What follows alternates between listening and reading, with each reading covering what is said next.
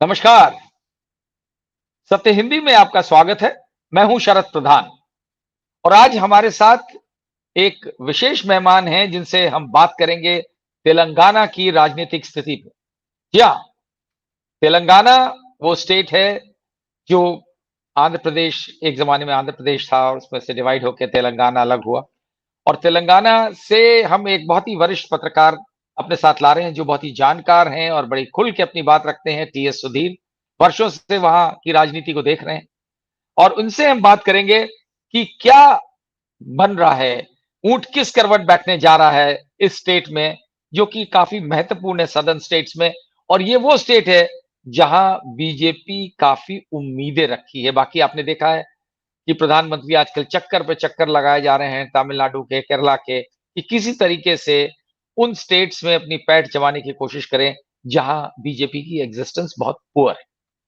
और तेलंगाना में भी वैसी स्थिति है कि वहाँ प्रयास किया जा रहा है कि किस तरीके से वहाँ पे भाजपा अपने आप को स्थापित कर सके। आज की स पोज़ीशन ये है कि भाजपा के पास 17 में से कुल 4 लोकसभा सीटें हैं तेलंगाना में। लेकिन कुछ पोल सर्वेज में भारतीय जनता पार्टी को 17 में से 8 सीटें दी गई, 6 कांग्रेस को, 2 बीआरएस को यानी चंद्रशेखर राव की जो पार्टी है और 1 एआईएमआईएम को यानी ओवैसी, क्योंकि हैदराबाद तक ही सीमित है। वैसे कहने को तो बहुत जगह वो जाया करते हैं किसी और पर्पज से, लेकिन वहां उनके है। तो ये हम समझने का प्रयास करेंगे कि क्या वाक़ई में वहाँ पे भारतीय जनता पार्टी ने इस तरीके का काम किया या मोदी का जादू या राम मंदिर का कोई इम्पैक्ट है, जिसकी वजह से इस तरीके के पोल सर्वेज़ आए हैं। हम बात की शुरुआत सुधीर हम आपसे ही समझना चाहेंगे, ये क्या हो रहा है? क्योंकि बड़ा कन्फ्यूज़न है तेलंगाना को लेके। तेलंगाना मई 13 तारीख को वोट करने जा रहा है। इसका मतलब है कि तकरीबन क्या 5 एक हफ्तों का 1 समय है। महीना 1 महीने का हाँ, समय है या तकरीबन 1 महीने का समय है। तो 1 महीने में बहुत कुछ फेरबदल हो सकता है। लेकिन आज की तारीख में जिस तरह की स्थिति है, जो मैंने जाना है, जब मैंने ट्रैवल किया, उसके बेसिस पे मैं बताता हूँ। मैं पोल सर्विस के बेसिस पे नहीं बताऊंगा, क्योंकि बिल्कुल। अभी के समय में ये बताना कि बीजेपी 8 सीटें जीतेगी, कांग्रेस 6 सीटें जीतेगी, ये थोड़ा कठिन है। और मैं कारण बताऊंगा कि मैं ये क्यों कह रहा हूँ। पिछली बारी 2018 के जो विधानसभा के चुनाव हुए थे, वहां पर भाजपा ने सिर्फ एक सीट जीती थी, गोशा महल की। यहाँ पे जो राजा सिंह है, जो कि काफी कंट्रोवर्शियल किरदार है।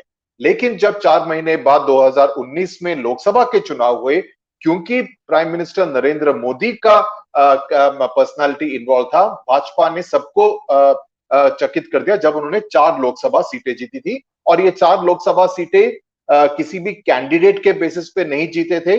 ये पूरी तरह से नरेंद्र मोदी की पर्सनालिटी के, नरेंद्र मोदी के नाम पर भाजपा ने जीती थी। उदाहरण के तौर पे देखें तो बंडी संजय करीमनगर से विधानसभा का चुनाव हारे थे 4 महीने पहले, 2018 दिसंबर में। किशन रेड्डी, जो कि अभी केंद्र में मंत्री हैं, वो भी यहाँ पर अंबरपेट में हारे थे, लेकिन सिकंदराबाद लोकसभा सीट से वो जीत गए। तो मेरा कहने का मतलब है कि मोदी फैक्टर से उनको काफी सहायता मिली। 5 साल बाद किस तरह की परिस्थिति बदली है। अभी भी देखें, जैसे धर्मपुरी अरविंद, जो कि निजामाबाद के सांसद हैं, उन्होंने अभी 4 महीने पहले नवंबर दिसंबर में चुनाव लड़े थे विधानसभा का, लेकिन वो हार गए थे। बंडी संजय लड़े थे, वो भी हार गए थे। तो क्या लोकसभा में एक तरह का जो माहौल है पूरी तरह से बदल जाएगा? ऐसा लगता है कि जरूर बदलेगा। और एटलीस्ट 4 से 5 सीटों पे भाजपा का प्रदर्शन अच्छा होने की उम्मीद है। और बाकी की और 2 या 3 सीटें ऐसी हैं जहां पर काफी कांटे की टक्कर है।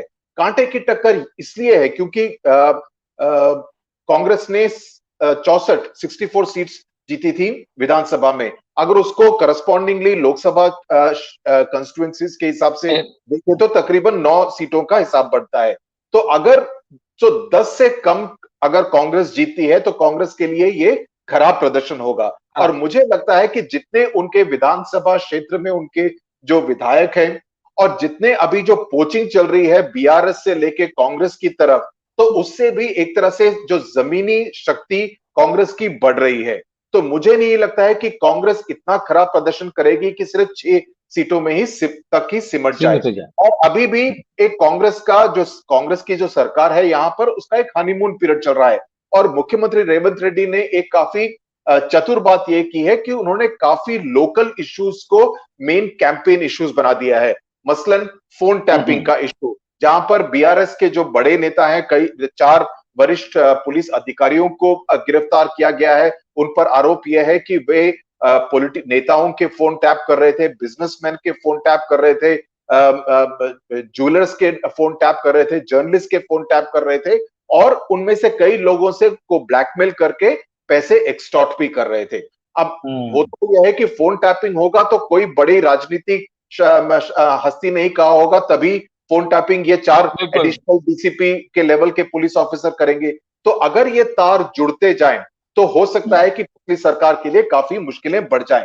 अभी हमने जो देखा है, जिस तरह से विधायक, कॉर्पोरेटर लेवल और हारे हुए उम्मीदवार जो भी बीआरएस से हटकर कांग्रेस की तरफ शामिल हो रहे हैं, उससे बीआरएस की शक्ति पूरी तरह से कम हो गई है। बीआरएस एक तरह से कोलैप्स होने की कगार पर है। तो मुझे नहीं लगता है कि बीआरएस पिछली बारी 9 सीटें जीती थी, इस बारी अगर वो 1 सीट भी जीत जाए तो बीआरएस के लिए बड़ी बात होगी। सिर्फ एक सीट है जो मेदक में है। कितनी खराब स्थिति हो गई है बीआरएस की। खराब हालत है क्योंकि ग्राउंड से लोग हट गए हैं, उनके काडर हट रहे हैं, विधायक हट रहे हैं, और जब एक विधायक हटता है ऑब्वियसली वो अपने साथ एक सर्टेन काडर स्ट्रेंथ को भी एक पार्टी से दूसरी पार्टी में शिफ्ट कर देता है। तो इससे कांग्रेस को फायदा होगा। आप भाजपा के ही लिस्ट को देख लीजिए। भाजपा के लिस्ट में जहीराबाद में जो बीबी पाटिल हैं वो बीआरएस के सांसद थे। नागर कर्नूल में पी रामुलु के बेटे भरत को दिया गया है, पी रामुलु बीआरएस के सांसद थे। या मलकाजगिरी में ईटला राजेंद्र पहले बीआरएस के नेता थे। तो इस तरह से काफी सारे बीआरएस नेताओं को बीजेपी ने टिकट दिया है। सिमिलरली कांग्रेस ने भी कई सारे बीआरएस सांसदों को या विधायकों को टिकट दी है ये लोकसभा चुनाव लड़ने के लिए। तो बीआरएस का की जितनी भी शक्ति है काफी कम हो गई है। तो कौन कितनी सीटें जीतेगा, अगर मैं इसको एक नक्शल में बोलूं, ये इस बात पर निर्भर करेगा कि बीआरएस का जो वोट डिवीजन होता है वो कितना किसके पाले में पड़ता है। अगर कांग्रेस के पाले में ज्यादा पड़ता है तो कांग्रेस की संख्या 3 जो पिछली बार जीती थी 3 से 10 या 12 या 13 तक पहुंच सकती है। अगर भाजपा के पाले में ज्यादा पड़ता है तो भाजपा की टैली 4 से लेके 7-8 तक भी पहुंच सकती है। It basically comes down to that. तो ये तो बड़ी बड़ी इंटरेस्टिंग बात बताई है आपने, क्यों, और भाजपा के लिए बहुत ही सिग्निफिकेंट है, क्योंकि भाजपा अभी तक साउथ में कहीं वो उसे उम्मीद नहीं है गेंस की। नॉर्थ में कई स्टेट्स, नॉर्थ और सेंट्रल इंडिया में कई स्टेट्स ऐसी हैं जहां पे सैचुरेशन पॉइंट पर हैं, जैसे मध्य प्रदेश है, राजस्थान है, छत्तीसगढ़ में भी ऑलमोस्ट है। तो उनको बड़ी, इसीलिए वो ज्यादा मेहनत कर रहे हैं साउथ में। और ये बहुत बड़ी बात होगी अगर वहां तेलंगाना में उनकी 2-4 सीटें भी बढ़ जाती हैं। 4 तो बहुत ज्यादा हो जाएंगी, अगर 2 सीटें भी बढ़ती हैं तो और जिस तरह नरेंद्र मोदी काम कर रहे हैं उनके लिए एक-एक सीट बड़ी इंपॉर्टेंट है, क्योंकि नरेंद्र मोदी का वो सपना तीसरी बार प्रधानमंत्री बनने का, वो इसी तरीके से पूरा हो सकता है।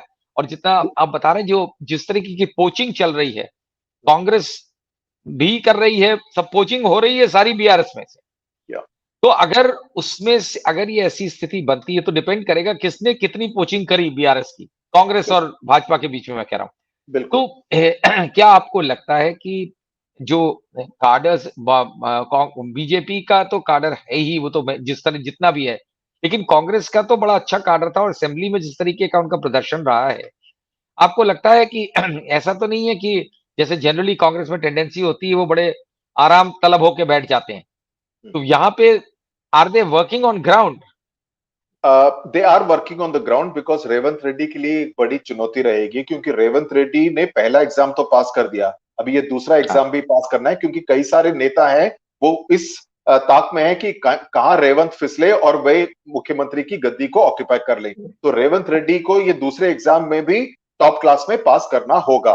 कांग्रेस के का प्रदर्शन अच्छा रहा था, उन्होंने काफी सीटें जीती थी, लेकिन मुख्य तौर से हैदराबाद के जो 24 विधानसभा क्षेत्र थे, कंस्टिट्यूएंसीज थे, उसमें से कांग्रेस ने एक भी सीट नहीं जीती। तो जितना भी अभी पोलिंग हो रहा है वो हैदराबाद के इलाके में हो रहा है, क्योंकि हैदराबाद का पुराना शहर का कंस्टिट्यूएंसी जहां से असदुद्दीन ओवैसी जीत रहे हैं पिछली 4 बारी से, सिकंदराबाद का जहां से किशन रेड्डी हैं, मल्काजगिरी, जो कि भारत का सबसे बड़ा लोकसभा कंस्टिट्यूंसी है, 31 लाख इलेक्टर्स से ज्यादा की संख्या है, और चेवेला, जो कि आईटी एरिया को थोड़ा सा कवर करता है, पूरा आईटी एरिया को। तो ये चार हैं जो कि हैदराबाद के हैं।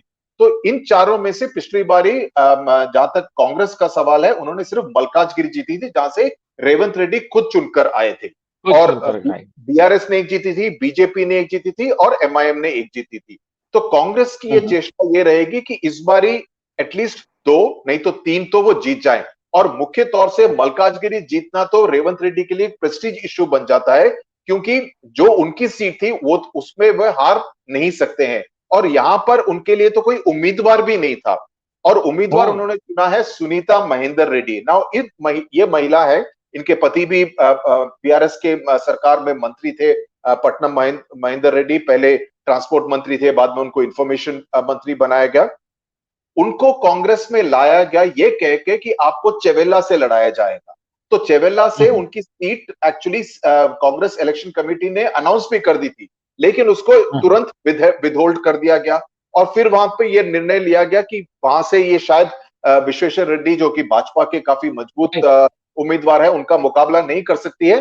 तो उन्होंने उनको वहां से लेकर अभी मल्काजगिरी में शिफ्ट कर दिया है, from western part of Hyderabad to the eastern part of Hyderabad.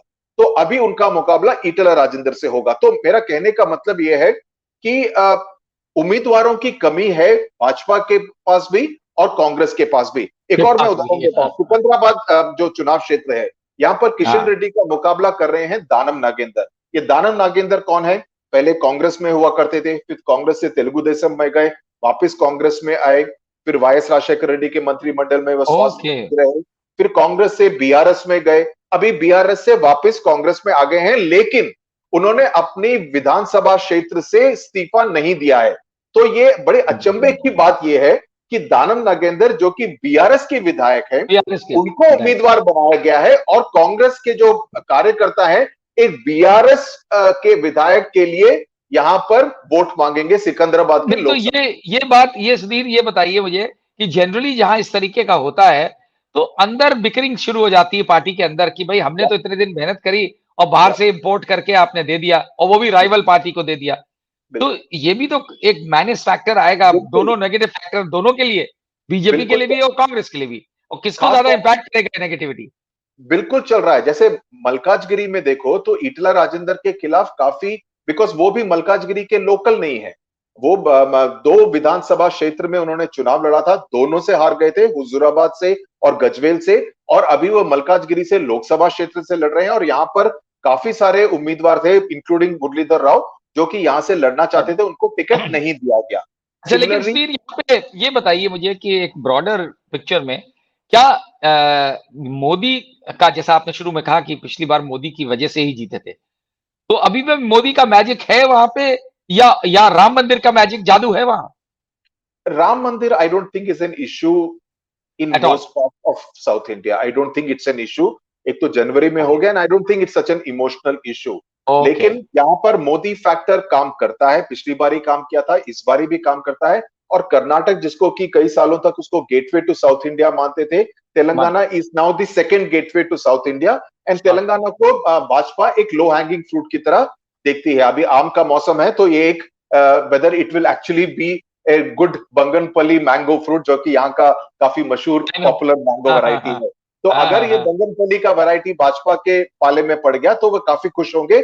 अगर वो 6 सीटें तक, 6 या 7 सीटें जीत जाते हैं, तो ये एक तरह से बम्पर हार्वेस्ट होगा जहां तक भाजपा का सवाल है। और इसका काफी हद तक क्रेडिट जाएगा मोदी को।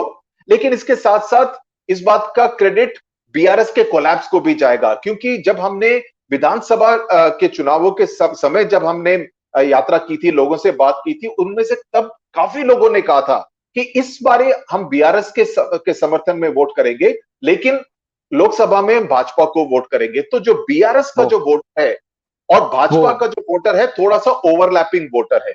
वो विधानसभा और भाजपा लोकसभा में टैक्टिकल अलग अलग तरीके से वोट करते हैं। तो और कांग्रेस में कोई लीडर है जो मोदी को काउंटर करने के लिए रेवंत रेड्डी के अलावा कोई राष्ट्रीय स्तर पे भी कोई लीडर है?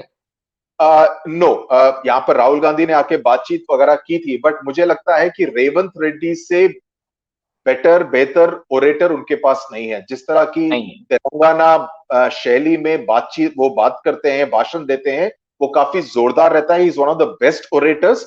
Okay. I mean, for the Congress, the disadvantage is that his Hindi is not very good, his English is not very good. तो उनका इस्तेमाल वो बाकी राज्यों में उस तरह से नहीं कर पाएंगे। लेकिन जहां तक तेलंगाना का सवाल है, बिल्कुल। he's really like a, I mean, his oratory skills are very good. So उनका I think मुकाबला करने के लिए I think Revanth Reddy is the best. बहुत ही अच्छे से सुधीर आपने एक्सप्लेन करा है वहां की स्थिति। और ये जो आपने एनालॉजी दी है कि जिस तरीके से जो बैगनपल्ली मैंगो है और वो, हाँ बंगनपल्ली बोलते, सॉरी, तो वो जो है उसको कितना कौन तोड़ पाता है, लो हैंगिंग फ्रूट जो है, ये मैटर करता है। टाइप लाइफ वहां के फाइट जो है वो साफ तौर पे तगड़ी फाइट है। और बीजेपी प्रयास कर रही है अपने कैंपेन के जरिए से, अपनी पब्लिसिटी के जरिए से, कि वो दिखाए कि वो हावी है। ये बीजेपी के स्टाइल है माहौल बनाने के लिए। और क्योंकि उनके पास मीडिया का दौलत बहुत है और मीडिया के ऊपर बड़ा कंट्रोल है, तो उस तरीके से वो एक माहौल बनाते हैं कि हम जीत ही रहे हैं। उससे कितना फाइनली पोलिंग पे असर पड़ेगा ये आने वाला समय बताएगा। लेकिन फिलहाल फाइट टफ है और इतनी आसान डगर नहीं है कि मोदी के जादू के नाम पे वो कांग्रेस से आगे निकल जाए। टक्कर है जबरदस्त। और तेलंगाना बताएगा कि वाकई में, जैसा कि सुधीर ने कहा, कि ये second gateway to the south BJP ढूंढ रही है, क्या बन पाएगा या नहीं बन पाएगा, इंतजार कीजिए। Thank you.